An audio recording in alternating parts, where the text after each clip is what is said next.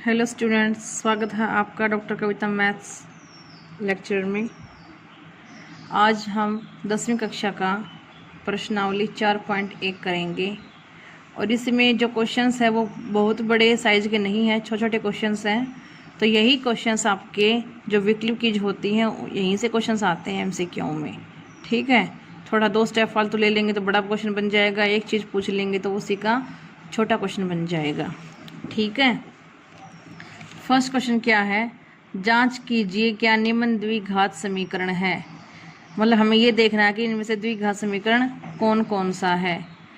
मतलब जहाँ पे पावर 2 है, घात 2 है, वो द्विघात समीकरण है। जहाँ पे घात 2 मैक्सिमम घात 2 नहीं है वहाँ पे द्विघात समीकरण नहीं है। ठीक है, तो फर्स्ट क्वेश्चन का फर्स्ट पार्ट देखो।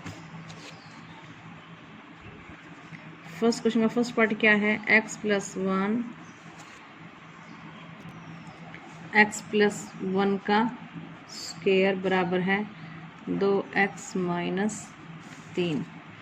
ठीक है, देखो इसको पहले सोल्व कर लेते हैं। इसको सोल्व करेंगे, x की 2, a की 2 जम ये a है ये b है, a की 2 जमा b की 2 जमा में 2ab और ये 2x - 3। तो क्या आएगा, ये x² जमा में 1 जमा में 2x माइनस के 2x जमा के 3 बराबर है 0। तो ये क्या आ गया, x²। देखो इससे ये कट गया और ये 1 और ये 3 4, x² जमा में 4 बराबर है 0। तो इसकी घात कितनी है, मैक्सिमम अधिक से अधिक घात कितनी आ रही है, 2 आ रही है। तो ये कैसा समीकरण है, द्विघात समीकरण।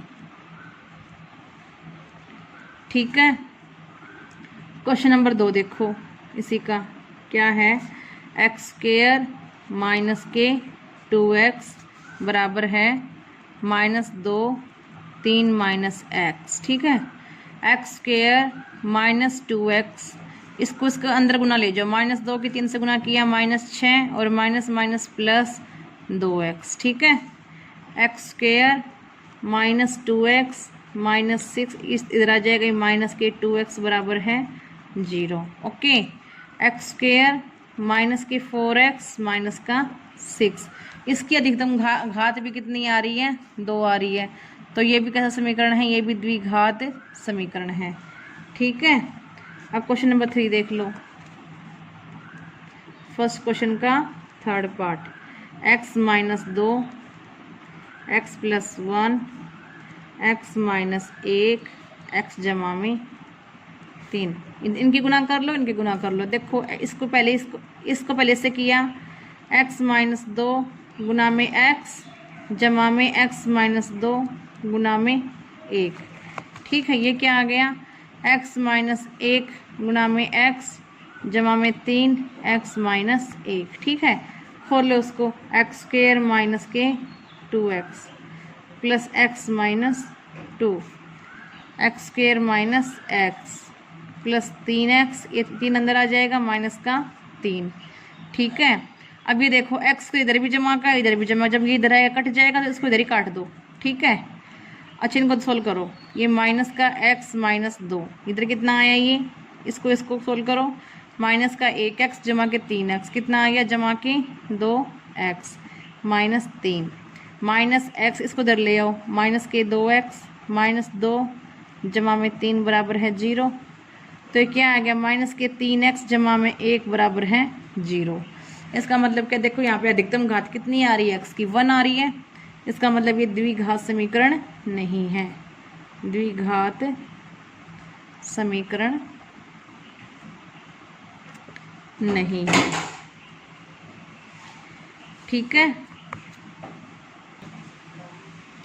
आप देखो फोर्थ पार्ट में इसको फिर से सोल्व कर लेंगे, यहाँ भी चेक करना है। पहले इनको x - 3 को गुना किया, फिर क्या लेके से 2x से, जो हमें 1 x - 3।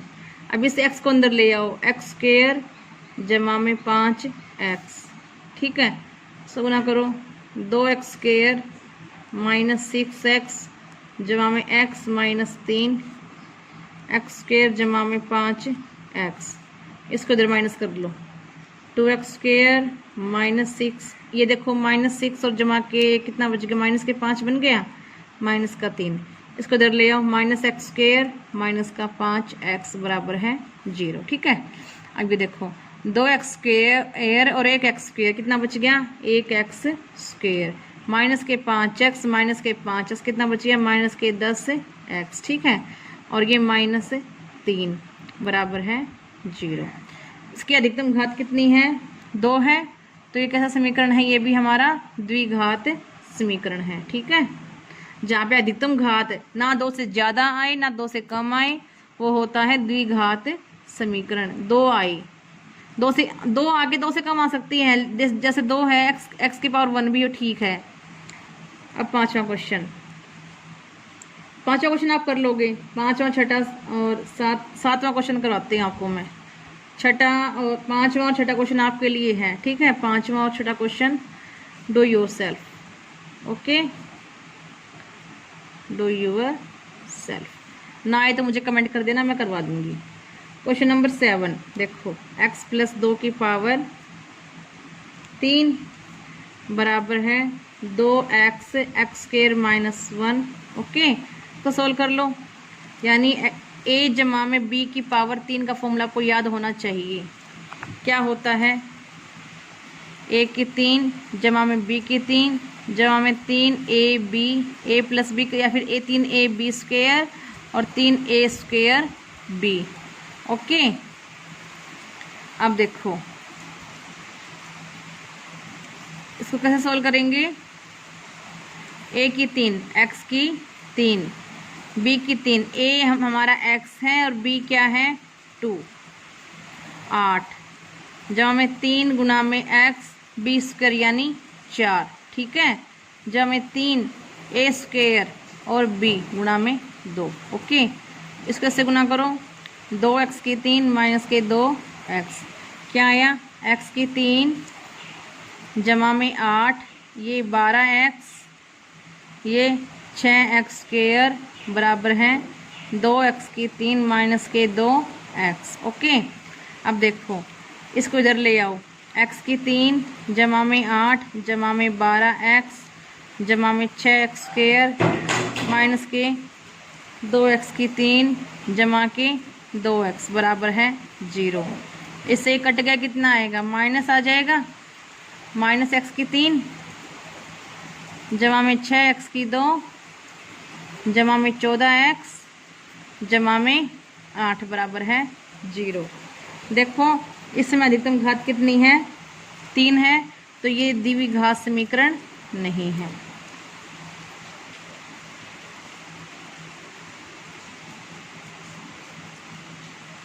ठीक है, अब 8 पार्ट भी मैं आपके रेफरेंस के लिए छोड़ देती हूँ, आप लोग खुद कर लेना। ओके, सेकंड क्वेश्चन का फर्स्ट पार्ट देखिए, एक आयताकार भूखंड का क्षेत्रफल 528 मीटर स्क्वायर है। क्षेत्र की लंबाई मीटरों में चौड़ाई के दुगने से 1 अधिक है। हमें भूखंड की लंबाई और चौड़ाई ज्ञात करनी है। ठीक है, तो देखो आयताकार भूखंड का क्षेत्रफल हमने दे रखा है 528 मीटर स्क्वायर, लंबाई x मान ली। ठीक है, तो इसने क्या करा कि जो चौड़ाई है, तो हमने चौड़ाई को क्या मान लिया, x मान लिया, और लंबाई की कंडीशन है कि जो लंबाई है वो चौड़ाई के दुगने से 1 अधिक है। ठीक है, तो ये चौड़ाई होगी, ये लंबाई होगी। अब आयत का क्षेत्रफल क्या होता है, आयत का क्षेत्रफल लंबाई गुणा में चौड़ाई, या फिर ये कह दूं मैं, लंबाई गुणा में चौड़ाई बराबर है आयत का क्षेत्रफल, हम ऐसा भी कह सकते हैं। ठीक है, अब लंबाई क्या दे रखी है, लंबाई आ गई कितनी, 2x जमा में 1, चौड़ाई हमने मानी थी x, और क्षेत्रफल कितने रखा है 528 मीटर स्क्वायर। ठीक है, इसको सोल्व कर लेते हैं।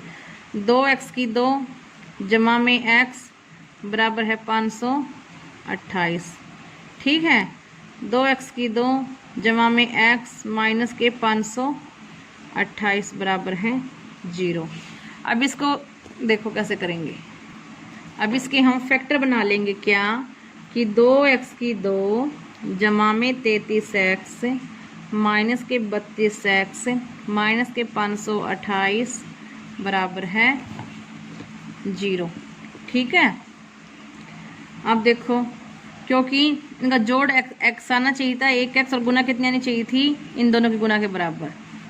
ठीक है, गुना कितनी आनी चाहिए थी, 8 दूनी 16, 2 दूनी 4 और 1 5, 5 दूनी 10, ये गुना नहीं चाहिए थी, तो इनकी गुना भी इतनी आएगी। ठीक है, अब यहाँ देखो, यहाँ से आप कॉमन निकाल लो, यहाँ से x कॉमन निकाल लेंगे, x कॉमन निकाला, 2x जमा में 33। ठीक है, यहाँ से -32 कॉमन निकाला, -32 नहीं निकलेगा, 16 ने कॉमन निकाल लेंगे, माइनस के 100, क्योंकि हमें यहाँ और यहाँ सेम बनाना होता है। ठीक है, तो 2x जमा में 33। ठीक, इसको जब 16 निकालेंगे 33 बच जाएगा, माइनस साइन दोनों में से बाहर चला गया है। ओके, अब इन दोनों में से ये निकाल लो, ये कॉमन, 2x जमा में 33 और x माइनस 16 बराबर है 0। तो 2x, अब देखो चाहे तो ये 0 है, चाहे ये 0 है। अब यहाँ से देखो x की वैल्यू आ जाएगी माइनस के 33/2, जो नहीं हो सकती। ठीक है, क्योंकि जो लंबाई चौड़ाई है वो नेगेटिव थोड़ी ना होती है, पॉजिटिव होती है। अब x बराबर 16, तो x कितना आ गया, 16। तो चौड़ाई थी हमारी 16, हमने x माना था, तो क्या x माना था चौड़ाई यानी 16, और लंबाई इसका दुगना जमा में 1 33, तो चौड़ाई इतनी हो गई और लंबाई हो गई 33। ठीक है, दूसरे क्वेश्चन का दूसरा पार्ट देखिए, 2 क्रमागत धनात्मक पूर्णांकों का गुणनफल 306 है, हमें पूर्णांकों को ज्ञात करना है। तो हम क्रमागत मतलब कंटिन्यूअस, अगर मान लो एक x है, दूसरा क्या है, x जमा में 1 है। ठीक है, तो पहला माना क्रमागत धनात्मक पूर्णांक हमने मान लिए x और x जमा के 1। ठीक है, दोनों का गुणा दे रखा है कितना, 306, तो x गुणा में x जमा में 1, ये दे रखा है कितना, 306 दे रखा है। ऐसी कंडीशन दे रखी है आपको, और फिर आपको वो पूर्णांक निकालना कि कौन से पूर्णांक होंगे ऐसे जिनका जो लगातार जो 2 धनात्मक पूर्णांक हैं उनकी गुणा 306 आ रही हो। जैसे 5 और 6 क्रमागत है, दोनों गुणा 36 आ रही है। ऐसे ही हमें निकालना कि ऐसे कौन से नंबर होंगे जिनकी गुणा 306 आ जाएगी। ठीक है, सोल्व कर लो उसको, x² जमा में x, और ये इधर आ जाएगा माइनस के 306 बराबर है 0। ओके, अब इसके फैक्टर बना लो, क्या फैक्टर बनाओगे, तो फैक्टर बन जाएंगे इसके, आपका जोड़ तो 1 आना चाहिए, गुना कितने आना चाहिए, -306 x², तो x² जमा में 18x माइनस के 17x माइनस के 306 बराबर है 0। ठीक है, यहाँ से x कॉमन निकाल लो, x जमा में 18, यहाँ से -17 कॉमन निकाल लो, x जमा में 18 बराबर है 0। तो x माइनस 17 और x जमा में 18 बराबर है 0। x की वैल्यू 17 आ गई और x की वैल्यू क्या आ गई, यहाँ से माइनस का 18। -18 हो नहीं सकती क्योंकि जो धनात्मक बोला है मतलब पॉजिटिव बोला है इसने, तो नेगेटिव वैल्यू कैसे आ जाएगी। ठीक है, तो 18 नहीं आएगी माइनस के, तो x कितना आ जाएगा हमारा 17। तो दूसरा नंबर दूसरा पूर्णांक क्या आ जाएगा, x जमा में 1 यानी 17 जमा में 1 यानी 18। ठीक है, तो ये हो गया। तो दूसरे क्वेश्चन का थर्ड पार्ट, रोहन की माँ उससे 26 वर्ष बड़ी है। रोहन की माँ उससे 26 वर्ष बड़ी है। उनकी आयु वर्षों का गुणनफल अब से 3 वर्ष पश्चात 360 हो जाएगा।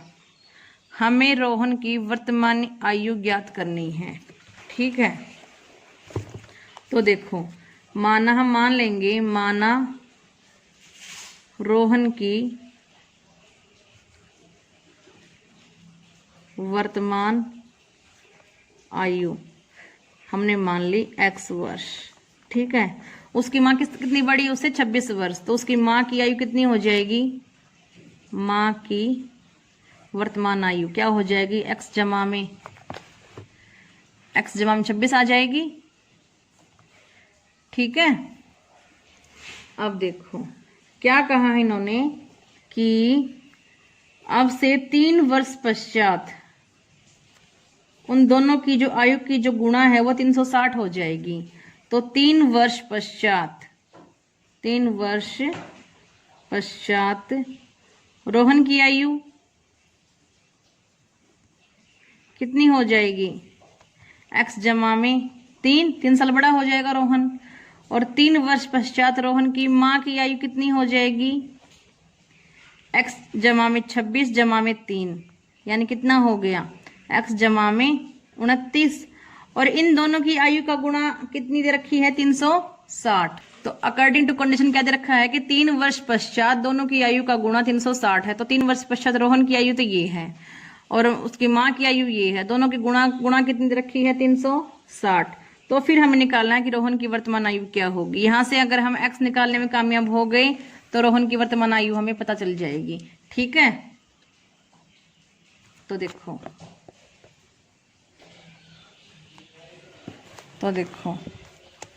इसको गुना कर लेते हैं, x जमा में 3, इसको गुना कर लो, x जमा में 3 को x से गुना किया, जमा में x जमा में 3 को 29 से गुना किया, बराबर है 360। एक्स स्क्वायर जमा में 3x जमा में 29x, 9 तिया 27, 3 दूनी 6 और 2 8, 87 बराबर है 360। ठीक है। अब देखो एक्स स्क्वायर, ये देखो कितना आया, 32x आया और इन दोनों की माइनस कर दो, कितना आएगा, माइनस के 273 बराबर है 0। अब इनके फैक्टर बनेंगे, एक्स स्क्वायर ऐसा फैक्टर बनाना है कि जोड़ तो 32x आए और गुना आए माइनस 273 एक्स स्क्वायर। तो ऐसे फैक्टर मिल जाएंगे, एक्स स्क्वायर जमा में 39x माइनस के 7x माइनस के 273 बराबर है 0। ठीक है। तो यहाँ से आप x कॉमन निकाल लो, x जमा में 39 और यहाँ से 7, x जमा में 39 बराबर है 0। तो x माइनस 7 x जमा में 39 बराबर है 0। x की वैल्यू कितनी आ गई, 7 आ गई और x की वैल्यू कितनी आ गई, यहाँ से माइनस 39 आ गई। जो आयु है वो नेगेटिव कभी नहीं हो सकती, तो पॉजिटिव होगी। तो x की वैल्यू 7। तो रोहन की x किसकी आयु थी, रोहन की वर्तमान आयु क्या आ गई, 7। ठीक है। तो उसकी माँ की आयु कितनी थी, हमें सिर्फ रोहन की निकालनी थी। चलो माँ की अगर पूछ ले तो माँ की कितनी हो जाएगी, उससे 26 साल बड़ी है, तो 7 जमा में 26, 33 वर्ष उसकी माँ की हो जाएगी। ठीक है। 4th क्वेश्चन है, एक रेलगाड़ी 480 किलोमीटर की दूरी समान चाल से तय करती है। यदि इसकी चाल 8 किलोमीटर प्रति घंटा कम हो जाए तो उसी दूरी को तय करने में 3 घंटे अधिक लेती है। हमें रेलगाड़ी की चाल निकालनी है। तो हमने माना रेलगाड़ी की चाल है x किलोमीटर प्रति घंटा, तय की गई दूरी 480 किलोमीटर और समय है 480। देखो समय क्या फॉर्मूला क्या होता है, दूरी बटे चाल। ठीक है। दो दूरी ये है, चाल हमने मान ली थी x किलोमीटर। ठीक है। अब वो कह रहा है कि चाल में 8 किलोमीटर प्रति घंटा की कमी आई है, यानी चाल थी पहले x, उसमें कमी आ गई 8 किलोमीटर की प्रति घंटा, तो ये आ गया। ठीक है। अब इससे समय कितना, अब इस बार समय कितना लगेगा, ज़्यादा समय लगेगा। अगर हम कहीं भी कम स्पीड से जाएंगे तो वहां पहुंचने में हमें समय ज़्यादा लगने वाला है। तो समय कितना लगेगा, 480 बटे x माइनस 8। लेकिन इसने फिर ये कहा है कि दोनों के समय में अंतर, इस दूरी, इस चाल से जाने में और इस चाल से जाने में दोनों के समय में अंतर है 3 घंटे का। तो 3 घंटे का दे दिया। अब हमने यहाँ नीचे इसके देखो, इसका दोनों का अंतर आ गया। यहाँ पे x और x माइनस 8 हमने नीचे लिख लिए, x माइनस 8 यहाँ चला गया, x यहाँ चला गया। ठीक है। इसको सोल्व करके 3/1 आ गया। अब देखो 480 को से गुना किया, फिर 480 गुना में 8 माइनस के 480 एक्स था ही, ठीक है। और ये इधर चला जाएगा 3 इसके साथ में, तो ये हो जाएगा 3x² माइनस के 24x। अब इससे ये कट जाएगा, तो ये क्या आया, इसको इधर लिख लो पहले, 3x² माइनस के 24x। और जब ये इधर आएगा तो ये कितना हो जाएगा, ये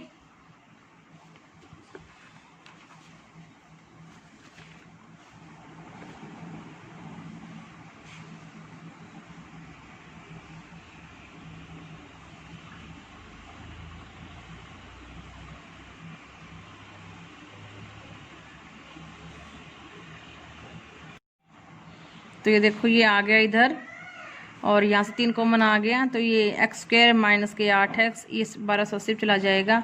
तो इस प्रकार से ये हमारा समीकरण आ गया, ठीक है। समीकरण ही हमें निकालना था चाल के लिए, ओके।